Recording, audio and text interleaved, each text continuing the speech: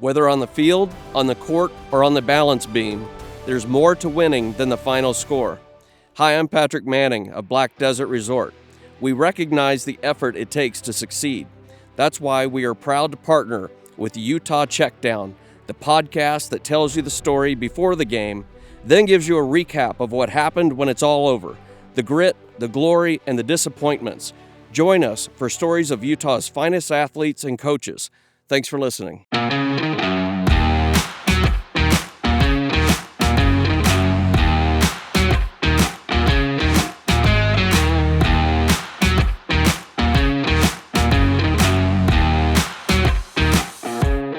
You're listening to the Utah Checkdown podcast.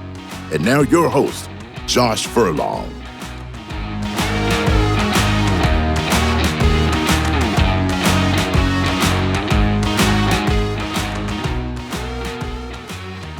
Welcome back to another edition of the Utah Checkdown podcast. I am Josh Furlong. Happy to be back with you again this week. Delayed it a little bit this week just because there were some things happening on the Hill that I wanted to make sure that we got some clarification on before we talked about it and making sure that everything was okay that way. So we're coming at you today on a Wednesday and lots to talk about, obviously, at the University of Utah. So let's jump into it, but first, before we do that, let me tell you about our partners. At Black Desert Resort, you can truly indulge in luxury your way. Whether you choose a sleek studio or an expansive 4-bedroom suite, you're just moments away from teeing off on a championship golf course. Savoring top-tier dining, relaxing poolside, or exploring the rugged beauty of southern Utah. Whatever thrill you seek, it's right outside your door. Your journey awaits at blackdesertresort.com. Get lost and find luxury. All right, so this week we're getting closer to the end of the college football season. It's wild to say that because it's January 8th. The football season doesn't even end until January 20th, which is even more wild. But this is the new world that we live in. Hopefully that they can get that fixed a little bit so that it doesn't go too far into January. It doesn't make a lot of sense for collegiate sports. Especially as, for example, a team like Utah, which has been outside of playing football for the last month-ish, that they're already starting their winter workouts and, are back to school and all that kind of stuff. So you do have two semifinal games this week. You have the Orange Bowl, which is Penn State versus Notre Dame on January 9th. And then you have the Cotton Bowl on, Ohio State versus Texas on January 10th. So should be pretty entertaining games. I know there's the narrative about the SEC, and the only SEC team left is Texas, and this is their first year in the SEC. So they're a borrowed Big 12 team that obviously did well in the SEC. So really fascinating. Really curious to see how this goes. I think we're going to see more conversations about this, but I think this was a good situation for all of college football to be able to have it play out this way.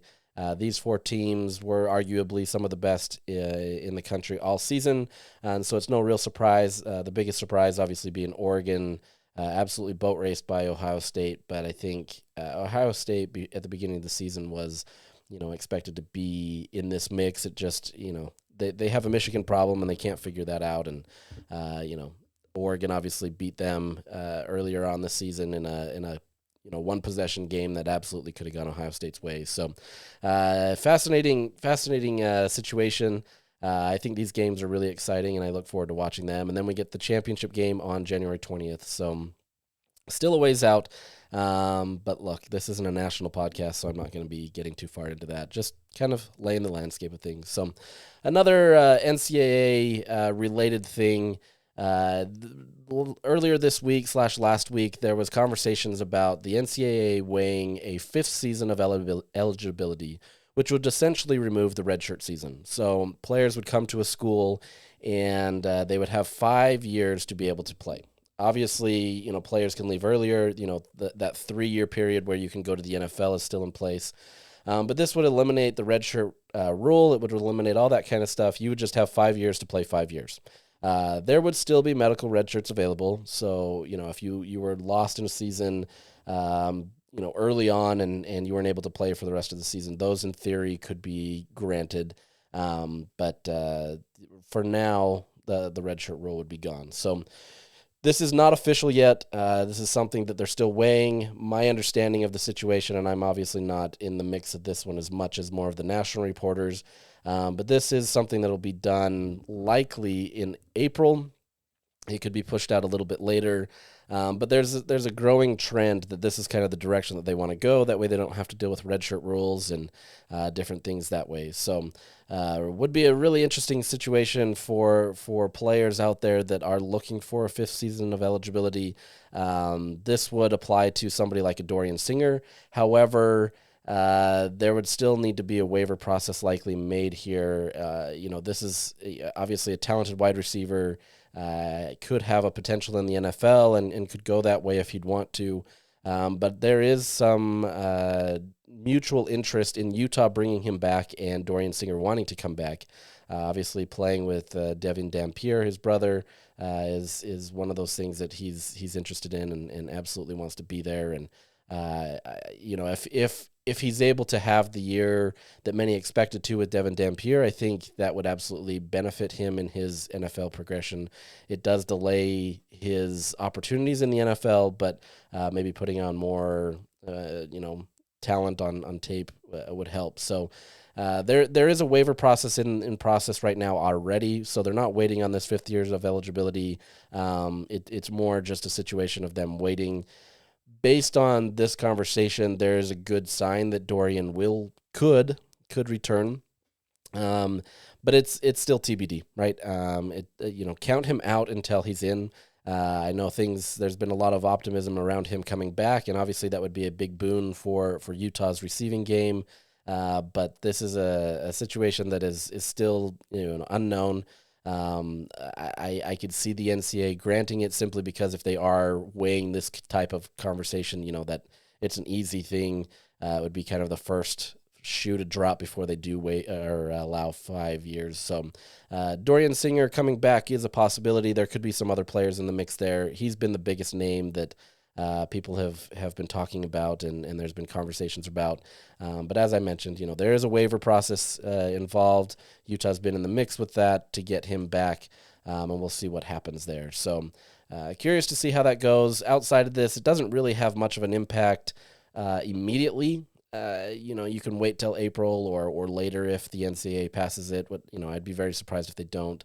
But we'll see kind of the news on what that brings and everything and the ramifications there. So be looking for that because I think this would absolutely be a big opportunity for Utah to be able to have him back. Your wide receiver one threat gets him in the mix with an already talented receiving corps that really comes in there and has a mix of youth as well as some talent that's experienced, right? And so you get him in there, and I think there'd be a lot of success being able to move forward with that. All right, so let's talk about just briefly kind of what happens into the transfer portal. As we talked about last time, the transfer portal is closed, so there isn't any new players that can leave the transfer portal. But it's Utah was able to add a couple players. First off, they added Justin Stevenson, a wide receiver from Wyoming. So kind of going back to that wide receiver conversation, he's a younger athlete, redshirt freshman, 6'1". Last year at Wyoming, he had 204 yards on 17 receptions and 3 touchdowns. So some experience, but for the most part, kind of untapped to some extent, and obviously could bring in some time in terms of being able to be in the program for a while if he's able to stay and kind of mature and grow through it. So another opportunity there that works. And then kind of the biggest news outside of that is that Utah brought back Nate Johnson, former quarterback / athlete who transferred to Vanderbilt for 1 year after leaving Utah and now coming back. So good opportunity to be able to kind of utilize his talent. Obviously, there was a lot of optimism about who he could be. He was the Devin Dampier before, he came to Utah, or at least that was the expectation for him. As was seen, his passing ability just wasn't quite there, but that's not to say that he can't get there or develop. Obviously, he could be used as a backup quarterback in this situation, as well as kind of being an offensive weapon all over the field. I think this addition alone gives Utah a lot of flexibility in what they're able to do. I think Jason Beck has an opportunity to really deceive a lot of defenses as they're able to mix and match who's in there. He likes to use a two-back set. Maybe you put Nate Johnson in there as the second back, with Wayshawn Parker or whomever else is out there on the field at that time. And there's a lot of different things that you could do in this scenario where, Johnson could be a runner. He could be used in the wheel route. He could be used as a flea flicker. There's all kinds of different things here that could be utilized to be able to kind of mix and match and utilize some of these talents and not make it so that it's just on, Devin Dampier and everything there. But I think this becomes a really fun offense if what is on paper translates on the field, right? As we saw this last year, it doesn't always work that way. And it's easy to be able to talk about a team as being, the number one in the Big 12 and having that potential. And I still, to this day, believe that Utah had that potential. Yes, it derailed immediately when Cam Rising got hurt and you were relying on a freshman quarterback and such. But at the same time, that talent was still there. It just didn't maximize and it didn't kind of materialize in the way that it needed to. So, curious to see how these things continue to translate from what Utah picked up in the portal and puts on paper and what actually takes place on the field. Yes, we'll get a glimpse of this in spring, but any more of these are watered down. You're not going to get a lot of stuff. Coaches anymore, especially with the spring portal opening a few weeks after, are going to be hesitant to showcase some of these guys who could be picked up by another program as they go into the portal again. So it becomes a challenge on how much you hold back versus how much you need to get some experience and kind of how you broadcast that. So really fascinated in this NIL era / transfer portal era, how Kyle Whittingham approaches this spring. Last spring, he dialed it back, quite a bit. However, there were a lot of people that were, on injury counts or different things that made them, keep them out. This year, I'm curious to see if they'll do that based on the transfer portal or whatever that may be. But regardless, you've got a lot of talent that could be mixed and matched and utilized in much different ways than Utah has really kind of toyed with over the last few years. At the same time, this is still a Kyle Whittingham run program. And so I don't know that it's going to completely go completely different from that. Obviously, Utah still likes to establish the run first, but maybe there's some wrinkles in there that we'll see once we get a chance to talk to him soon-ish. We can maybe get some understandings there. There's still kind of an outgoing request to talk to Jason Beck and get his take on what he wants to do here at Utah, and so we're still waiting on that kind of stuff. So those are your latest additions to the transfer portal. Last weekend, Utah did host a lot of portal players over the weekend to kind of see if they wanted to come. It's kind of quiet. That's not to say that Utah couldn't get some of those players and they would accept them if they did. But for the most part, this is kind of the dead period, right? Utah has the roster that they have. That's not to say that they can't be active in spring. And obviously a player like Landon King was picked up in the spring portal, so you can get a guy that can translate to the field. It's just a little bit harder. However, if it's true that Kyle Whittingham is going to embrace the plug-and-play offense with Jason Beck, there's still optimism that Utah could go to the portal in the spring and be able to pull out some of these guys and move forward. So although the portal has closed, Utah can sign players at any period that they could sign them in a month from now, guys that are in the portal now. They just wouldn't be able to have the luxury of being enrolled at Utah right now and going through spring camp. So essentially, there's 2 days left until players can enroll at Utah. There is kind of a 7-day grace period where the last day of the official ad drop is January 17th at the University of Utah. So there's some wiggle room. But for the most part, the players that are already on campus are the ones that are going to be here for spring, and anybody else is either going to come in the fall or whatever that may be. So don't be surprised if there is some portal additions, but I wouldn't expect them more than anything. So you've got essentially the team that you're working with, and I think Utah's done well, right? Like I think they've done well to add to their roster. They've rebuilt an entire roster, especially on the offensive side of the ball. Obviously, you're bringing in a star quarterback. You're bringing in a star running back. You've brought in a ton of talent in the wide receivers. You've rebuilt a running back room. You've rebuilt a quarterback room. You've done a lot to be able to rebuild that. But on top of that, you kept your entire offensive line, essentially. And so you've got a lot of consistency there, which matters a ton. And so you get that consistency of an offensive line, which obviously needs to take some steps up. Your two tackles, Spencer Fano and Caleb Lomu, cement that line and are phenomenal assets to be able to have. And so to build on that and to be able to continue to work there is great. You also have consistency with Dampier moving in with Jason Beck. Obviously understands his system and what that's able to provide. So you've got some consistency that way. And now it's just kind of gelling in this winter period. If you follow Utah football on Twitter or any social platform, you can see that they're busy going through their conditioning and going through the different things to be able to get them ready for the next year. So long way to go, obviously, until fall. But Utah's all in on 2025 right now. They're focused on that, and so the roster that they have is going to be there. So that's it for now, essentially, on the football side of things. There hasn't been much more, and obviously it's kind of just a wait and see until we kind of get some spring stuff. So I'm sure there will be some things that pop up, but for the most part,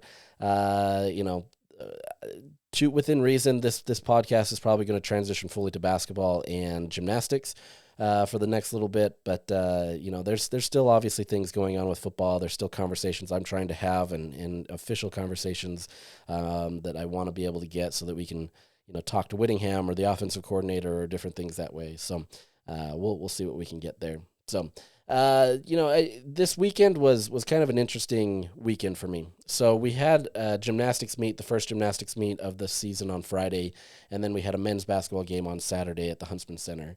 And I just kind of got, this has happened before, so it's not like this is just a new thing to me. But the Huntsman Center vibes were interesting to me.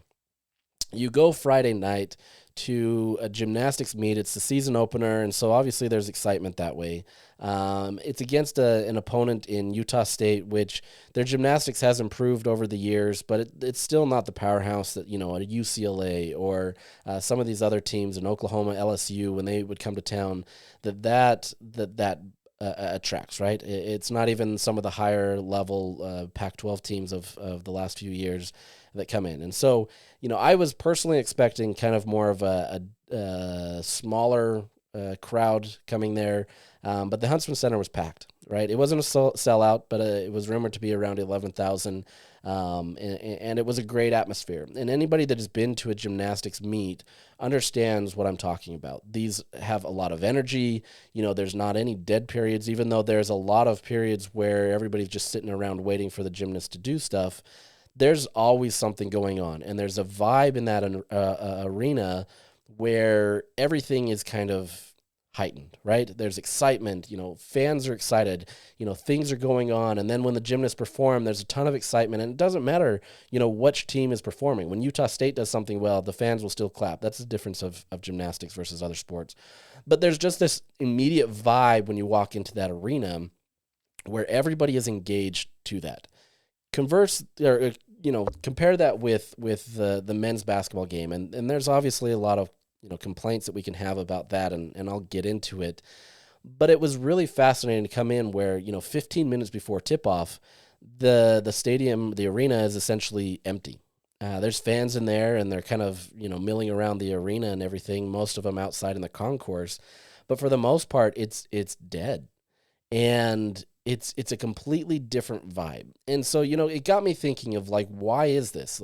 Obviously I understand the results on the court haven't been exceptional, right? We'll get into that more, but I think it's been an interesting situation where if Utah wants to continue to build this, they need to borrow something from gymnastics. They need to be able to get fans out, but how do you do that? Right? Gymnastics has had obviously tremendous success, sustained success. And so there is some, buy-in that way. But for the most part, men's basketball has had that as well. Obviously the last few years it hasn't, but it just feels like this general apathy around that. And I don't have any solutions to that. Obviously, you need more investment from the athletic department, and you need more investments from fans, and you need more investments from, donors to be able to embrace, college basketball and different things there. So it's a combination or a collection of things that need to happen, and it's not just one thing. But it was just a striking contrast to me. And I will admit, on as the game developed against Texas Tech, that arena, actually the lower bowl especially, got pretty full. So like it did fill out, but still it's the same problem that you're having in these timeouts. Yes, Utah does things to try to find ways to engage the crowd, and they'll have different things on the court to kind of engage it, but it just feels like a dead zone, right? And to some extent this happens in football as well. During timeouts, there's just a lot of dead going on, right? Whereas in gymnastics, they're able to fill the void of that. And part of that was Greg Marsden wanting to make these events, right? He wanted to be able to build something where it became an atmosphere where you were just excited to be there the entire time. And he and the athletic department have done a tremendous job of being able to build that. And obviously that's transcended, to now Carly Dockendorf is taking over the program. So like I said, I don't really have a point from that, but I think it's been just a fascinating thing to kind of move forward with, right? You look at this, how do you continue to build fan involvement or engagement? Are there ticket sales that you can do? And last year we got a chance to talk to somebody in the athletic department related to that, and they tried to kind of explain some of their conversations that they have. It's not an easy process because they're trying to figure out things that work. But at the same time, I have seen the sentiment on Twitter or on other social platforms of fans that just aren't having a ton of fun at these environments. I think the ones that do go have fun, like my kids will come to these basketball games all the time because they're cheap tickets and they love basketball and they want to come. And so they have a fun opportunity to be able to go there while I'm working. They provide a distraction to me outside that I have to deal with. That's another issue, but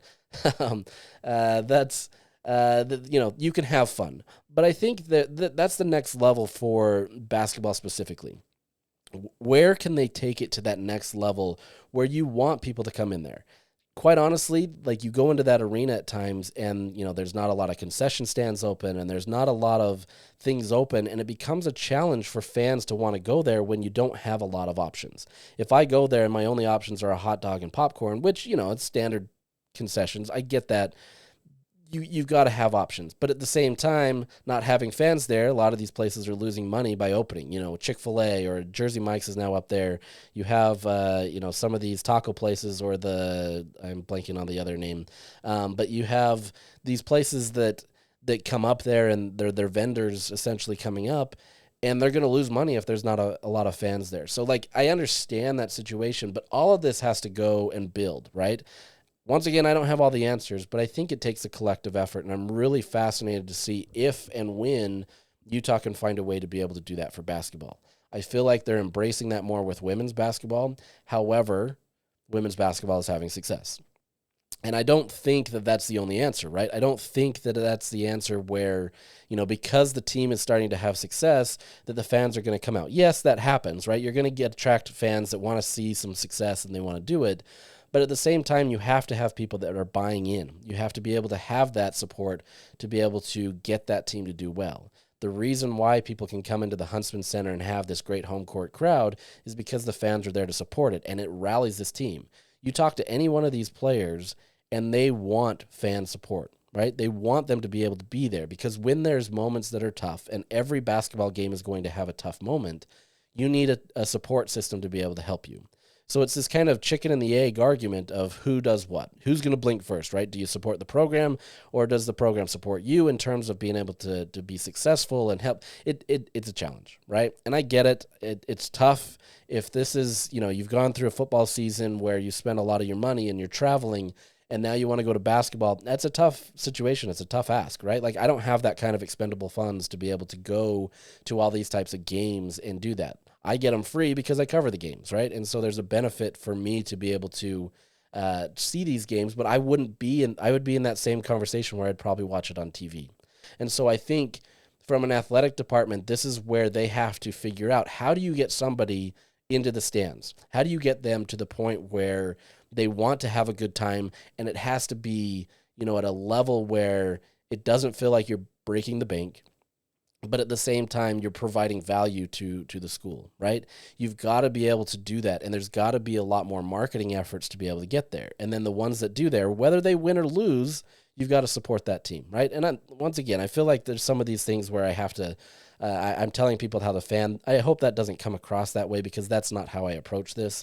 I think there's a lot of ways to be able to do things, but I think that's been the biggest problem with men's basketball specifically, is there's just not been this general vibe around this program for whatever reason from all aspects, right? There's not been an investment into it. You don't have Huntsman being able to invest in it as much. And so then you're not able to get maybe the players now in the transfer portal era and the NIL era that you maybe could get. I think people are frustrated with Craig Smith where, and I don't think this is all him. Obviously there's some faults and there's some issues there, but at the same time, he's won at every place that he's gone to. He's gone to a place like Utah State and has had success. He took them to the NCAA tournament 3 years in a row. Granted, COVID interrupted some of that. But this is a coach that has had success. Now, he's now trying to play catch-up in the Big 12, which is a difficult conference, and I'm not here to apologize for him or anything, but at the same time, he's been given a tough task to be able to build this. And when he's not getting the same level of support that, let's say, football does, and few are, right? Like football is the king, and that's where all the money is.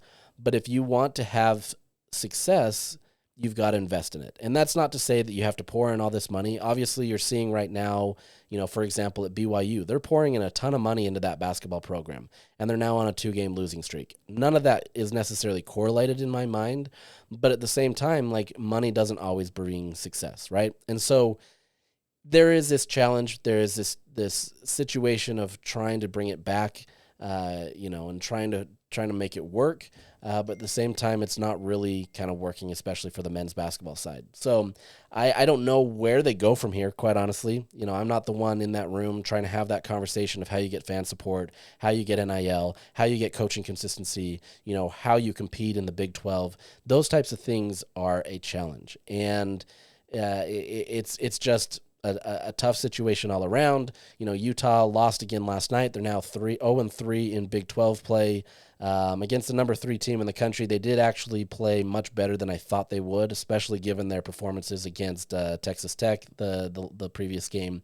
I was expecting a blowout of like 40 points, quite honestly, on the road. So the fact that they kept it a little bit more competitive, but that's still kind of an issue, right? You've got a team that is keeping it competitive. They have the talent to be able to go toe-to-toe. They took a 5-point lead, and then Iowa State decided to lock down on defense, and what a defense that is, but they're not able to sustain that. And so you can be competitive and you can have these moments, but it hasn't been sustainable. Against Texas Tech, they allowed 1.55 points per possession. That's not great. That's not great at all. And so, against Iowa State, I don't have that number right here. All of a sudden, it just quit out on me.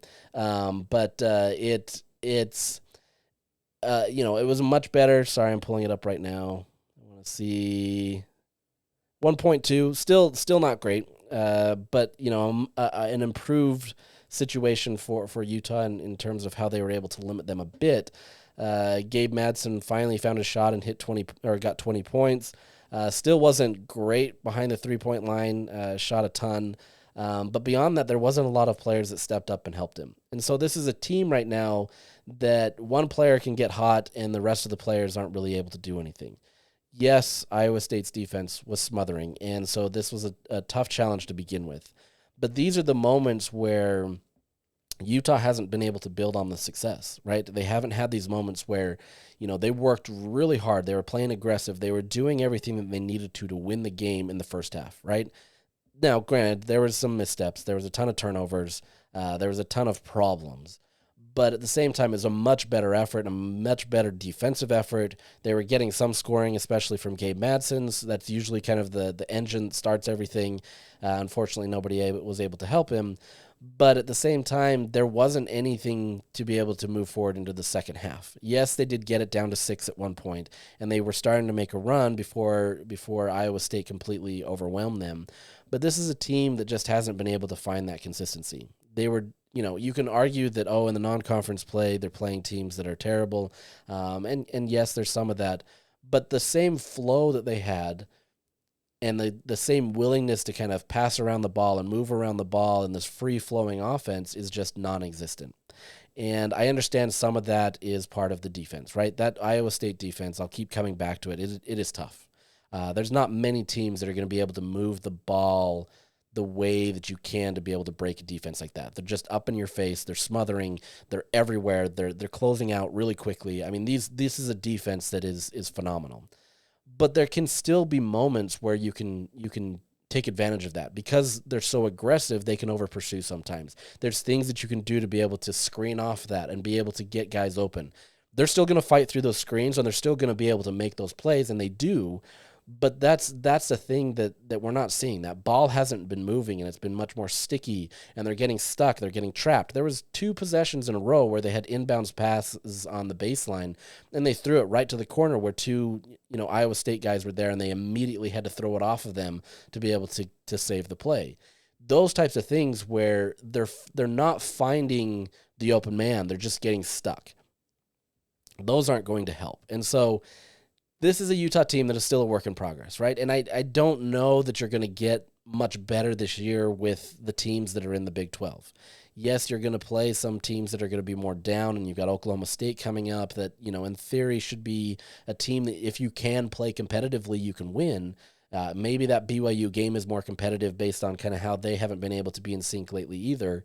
But at the same time, this is a team that's destined for another losing season. And you have to wonder what Craig Smith's future looks like. Once again, I don't think this is fully on him, and obviously the basketball decisions are, and it comes to that.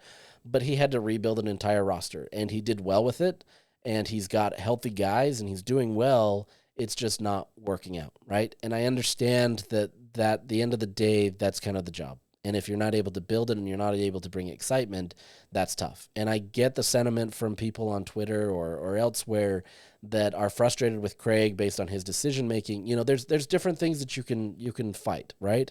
But I think, is this coming to a full reset? But at the same time, is it going to be any different if you bring in a new guy, especially if there's not involvement or investment from the athletic department?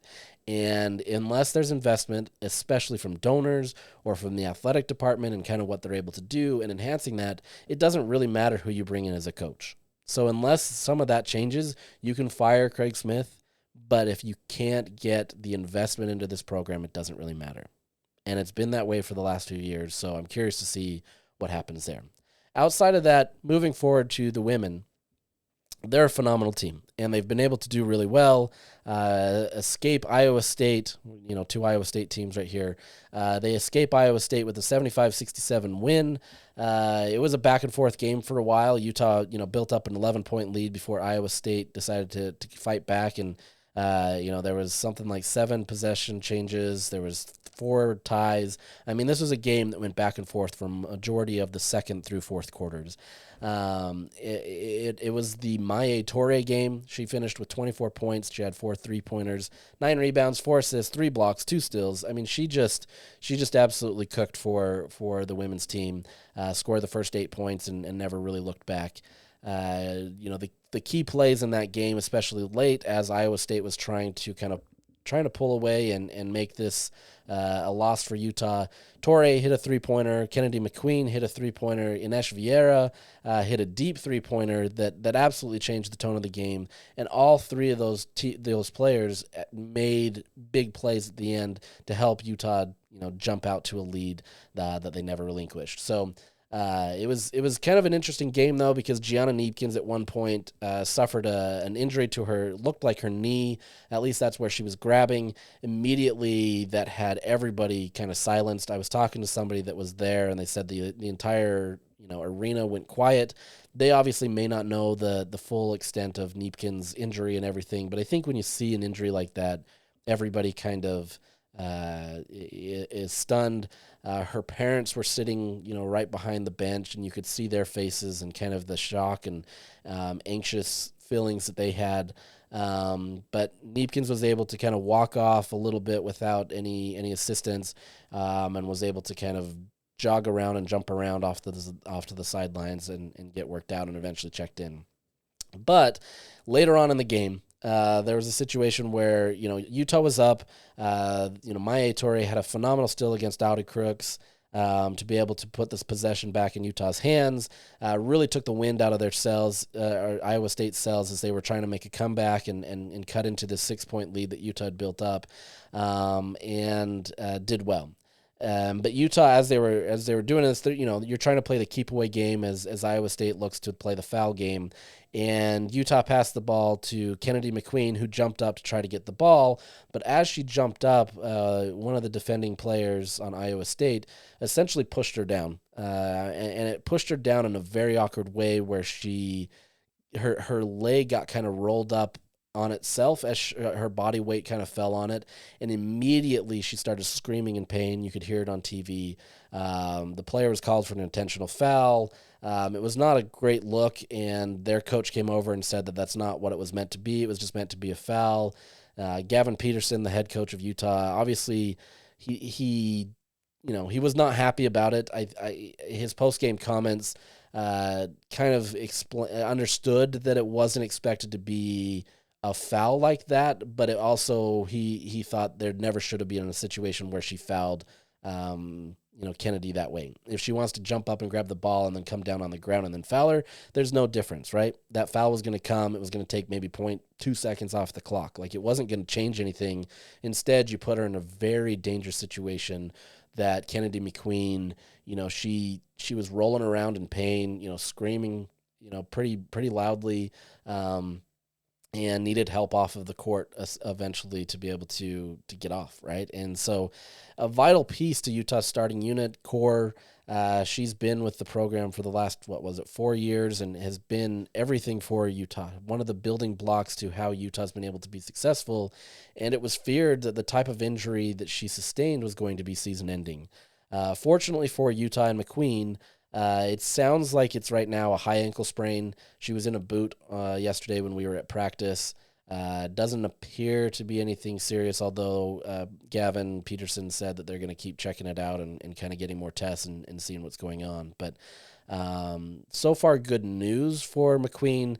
They expect it just to be a few games that she'll be missing and be able to come back out there and compete. But, a situation that absolutely could have turned for Utah, where they had a season-ending injury for another one of their key pieces that would have been a tough look. Right now, Maddie Wilkie, who is kind of the sixth man, sixth woman, I don't know how you describe that there. They've always just kind of kept the men nomenclature there. So sixth man, and she's going to get that starting unit. She obviously filled in a ton when Gianna Neepkins went down last year, so she's got a lot of experience. A phenomenal athlete that is worthy of being in that starting rotation, but has been a great asset in the second unit, being able to come off there. So it'll change a bit now that she's there, and the depth will be a little bit smaller or thinner. Now you've got some freshmen that are going to have to fill in, and they've filled in some great minutes over the last few games, and so there's opportunities there. But obviously it makes it more challenging as Utah goes through this. So Utah, after that win over Iowa State, was ranked number 22 in the country. First time they're finally back in the AP top 25 after being in there all of last year. But now they have to go up against the number 12 team in the country in Kansas State. They do get them at home, so Kansas State is coming to the Huntsman Center tonight. That's if you're listening to this on Wednesday, they're coming tonight. So if you don't have anything to do, obviously this would be a great environment to go to. I think the University of Utah is doing a deal for like 4 tickets for $22 or something like that. So good opportunity for that. So keep moving there. One fascinating thing with the women's team, though, is they have 3 players on this coveted list in basketball. So in basketball, field goal percentage, 3-point percentage, and free throw percentage is something that is obviously tracked a ton. And the stat line of 50, 40, 90, so 50% field goal percentage, 40% three-point percentage, and 90% free throw percentage is one of the toughest things to be able to do in college basketball. It's one of those stat lines that, if you can do that shows kind of the efficiency as a player that you have. And there's this Twitter user, Skim Milky. I don't know anything about this person, but I've seen it moved around all over Twitter the last few days.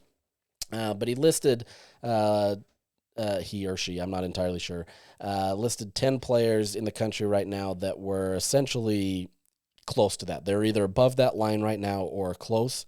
But out of 360 some odd schools, with each roster roughly about 13 to 15, the fact that there's only about 10 that are in that mix kind of shows how much of a challenge it is. And Utah has 3 players in the mix there. Kennedy McQueen, she's got a 65.8 field goal percentage, 42.9 three-point, and 100% free throw. Gianna Niepkin, 60.3% field goal, 43.3% three-pointers, and 93.4 free throw. So both of those are above those numbers right now.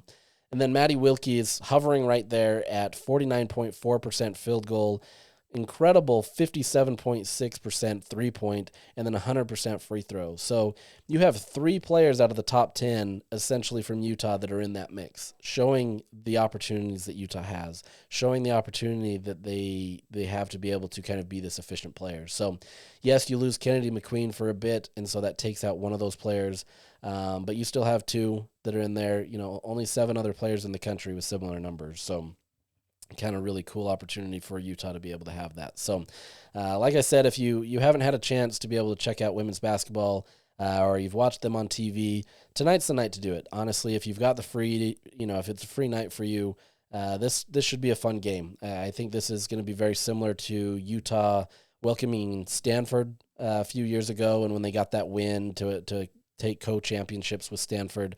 It was a rocking place. People were excited. I think it has that same type of vibe tonight, where they're able to kind of do something special, right? Really showcase what this team can be. Kansas State, though, is a tough team, and it should be a fun game. 2 teams that kind of are very similar, kind of look like each other. They're aggressive. They want to get out and run. They want to get a lot of tempo, shoot a lot of threes, inside-out game. Kansas State, much more of an inside-out game than Utah is this year, probably more similar to what Utah was last year, where they used Alyssa Peely a ton in the inside-out game. But there's going to be a lot of three-pointers put up, a lot of different things that way. So it's going to be a game that comes down to turnovers, making those mental mistakes, shots obviously falling, and I think it could be a lot of fun. So outside of that, let's finish up with the Red Rocks. Red Rocks had their first meet of the season, as I said earlier on in this podcast. Low scores. That's to be expected from the first meet. They finished with a 196.775, so definitely a lower score than they were expecting. But it was uncharacteristic in a lot of the night. So vault and floor specifically, there was a lot of uncharacteristic stuff that Carly Dockendorf talked about, where these types of things don't ever happen in practice. They're very consistent in practice. They're not things that she's seeing often, and it's not things that they're worried about. It's just one of those things that didn't work out that night.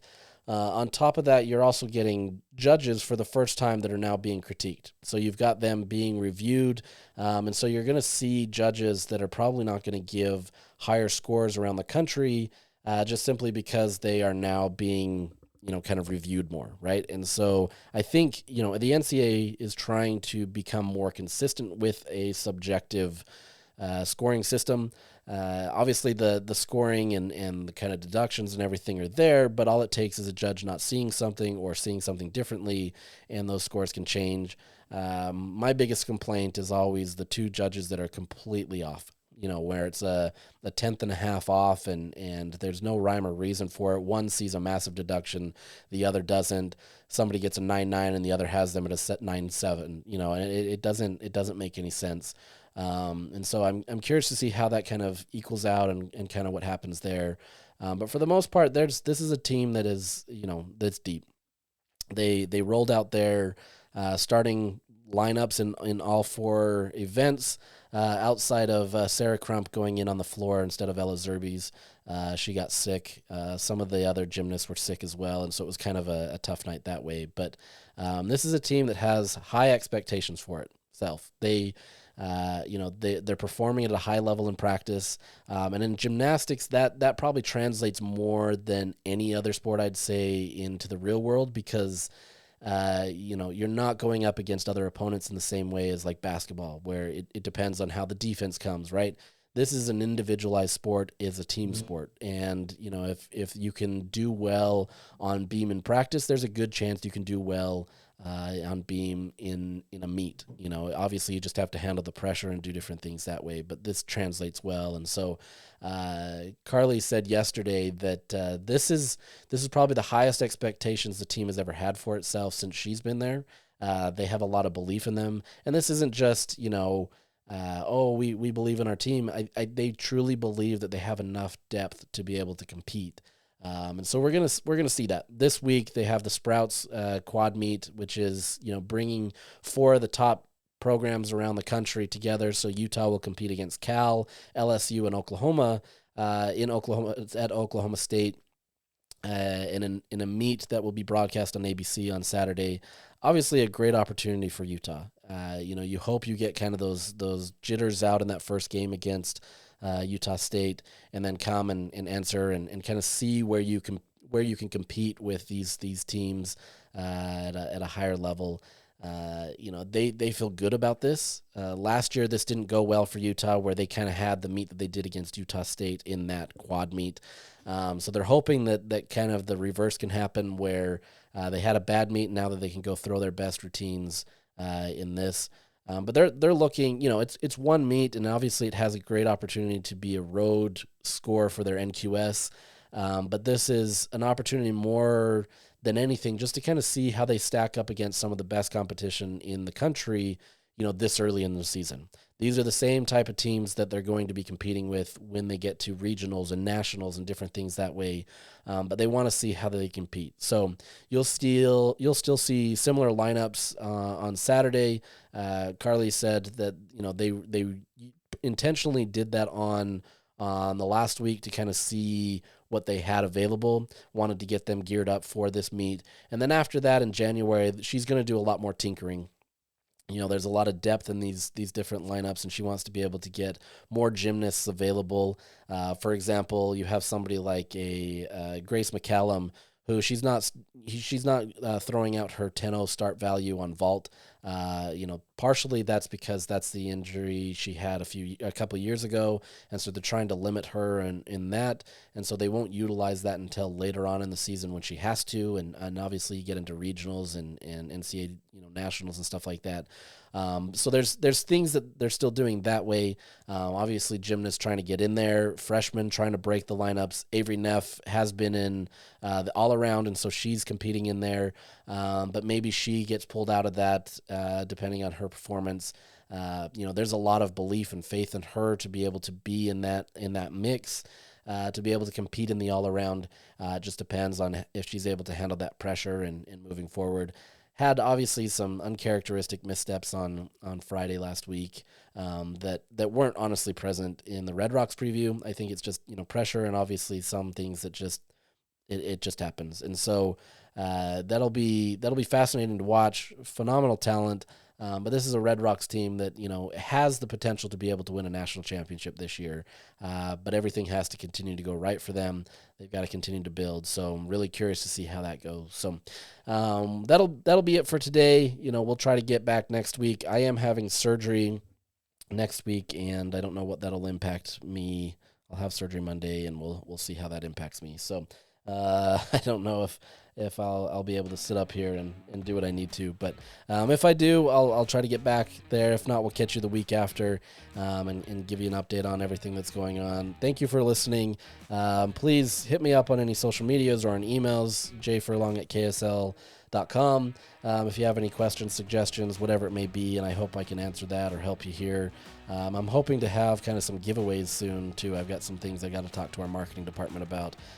But hopefully we can get some fun things going on here and keep this up. So thank you for your time, and I hope you guys have a great week.